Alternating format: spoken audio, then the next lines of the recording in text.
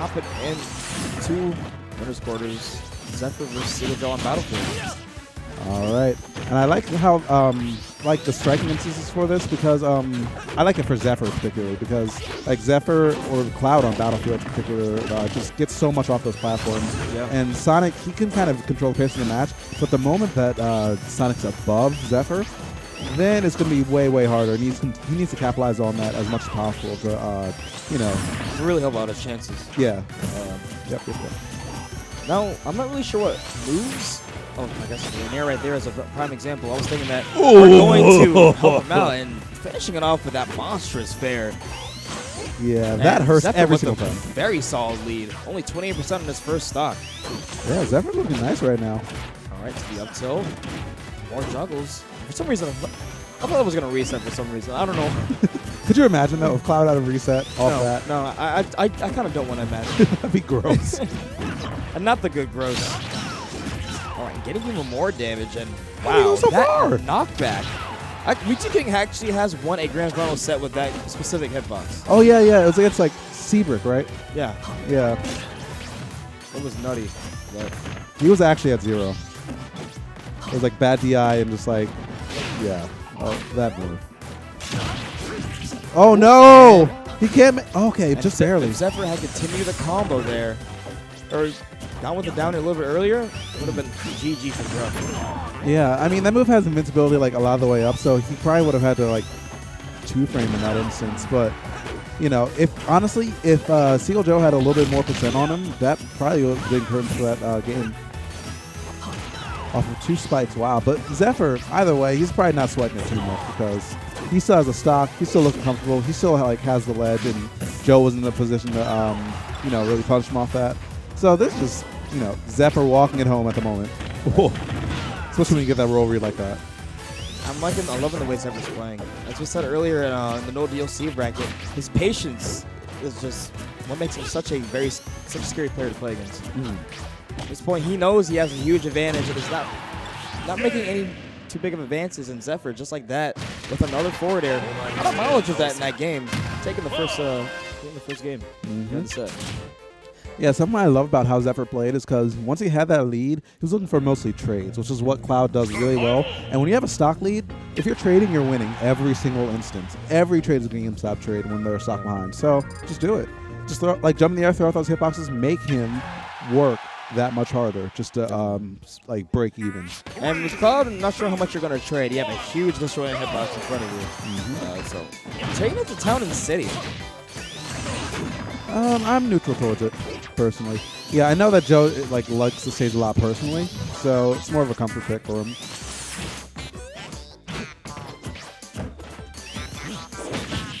Nice. And I was expecting it. As soon as we saw at the very beginning of the first game, we're probably going to see a lot. Zephyr catching a lot of Seagull's approaches with the side B. Yeah, which is something like he's been doing a lot for jumps, but it's good to see him do it more for spin dashes and just any aerial approach at all. Because normally he tries to lead or read the early part of the jump, but not the landing. Doing both, honestly, is way better. Because cross slash is 19% or something like that for us. Yeah. Yeah. And then limit does around 27. Don't want to add rage to that. Yeah. So yeah, cross slash is just a move that everyone should use a bit more. Calling him out in the air with the back air. Yeah, it's weird. We actually haven't seen Joe go for his cross back air while in space. He's more just running into Zephyr's sword. All right, but Zeph has to burn that limit to recover. And I think a little bit of why he's been kind of doing that is the way that Zephyr's positioning himself. He's staying in that mid-range to where he can react to side B. And we've been seeing a lot of pivots coming out from him, especially with side B catching with the nairs, and it's been paying off. But now Seagull looking like he's trying to turn this around, almost like the complete opposite. Pretty cozy on his first stock, only 86%. And I like how practiced that grab look. We know that Seagull Joe's been doing grabs with back throw as long as the game's been out, but seeing that the grab or the get up attack will cross him up, he just grabbed instantly. Shows how much he's practiced this matchup.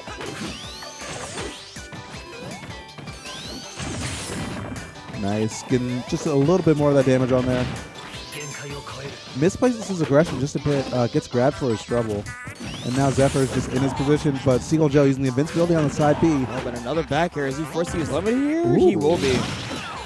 I like it. I like how he's like feeling himself so hard. He tried to two-frame with that forward smash off a limit climb hazard. That's hard. Honestly, Seagull's basically turned this around, except this time Seagull or Zephyr able to get the stock. And he gets a lot of limit first trouble in that instance since it was just barely killing. He has like almost full bar, and he's looking for blood right now. Nice spin dash to back air yet again. Of course, we can't count Cloud out. Having limit online, Seagull looking very solid, keeping the stage control here, and another back air, and it seems like the backers are coming out now, especially in these edge guard situations. Yep, Seagull Joe just remembering who he was. He remembered his roots. It was like, oh wait, I can back throw and back air and win. And then he did it. Yeah. Yep. Not for nothing though. Those back airs were perfect space, especially like over those down airs. Every back air over a down air requires like a read in and of itself. Yeah, like spacing those are very hard because a lot of times people try to do it and they just hit the sword, and it's like, they make a comment off of it. And he's spacing it very well with Zephyr trying to get back safely with aggressive options, like just getting punished for it. Absolutely. Yep, so let's see what the adjustments are from Zephyr right now, because it looks like Seagull Joe kind of found his pacing like game 2. Remembering, like, you know, I need to back air. I need to just kind of create more space for me to breathe, because game 1, it was just Zephyr, like, against Joe in the corner, cross-slashing to death over and over.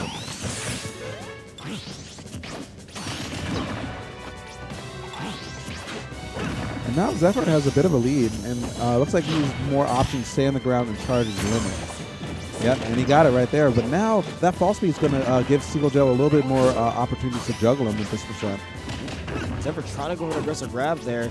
And Seagull is looking much more comfortable, almost like he basically downloaded Zephyr here.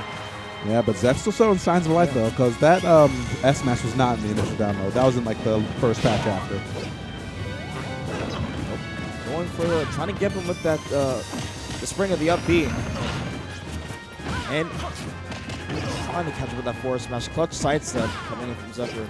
Yeah, I like his down smash attempt after, too, because the angle on that would have made it really hard for Joe to come back if it didn't kill him. Wow. Launching another one. He's just throwing haymakers right now. That back little pull. He was even the weak hit, too. Yeah, the sourest of sour spot. His foot was, like, out there chilling. Yeah. Like, Sonic was actually out there just, like, posing and flexing in the air, and then still managed to get the stock. Stylish.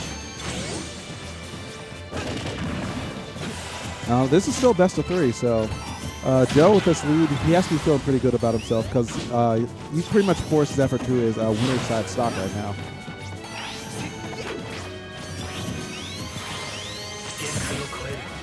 I'm trying to wonder what answers Zephyr has here.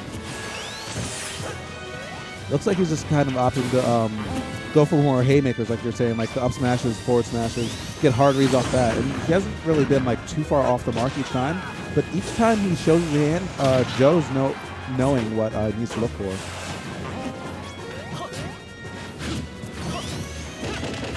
Yeah, and now he's swinging and missing Joe's hit to everything.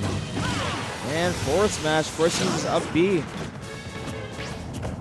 Yeah, Joe's in a good position right now because the way that Zephyr's playing, he's always on the ledge. And the way that Joe's playing, if he gets like a forward smash like he's been looking for a while, that's going to be current for him right now. Too much rage to really play around with safely.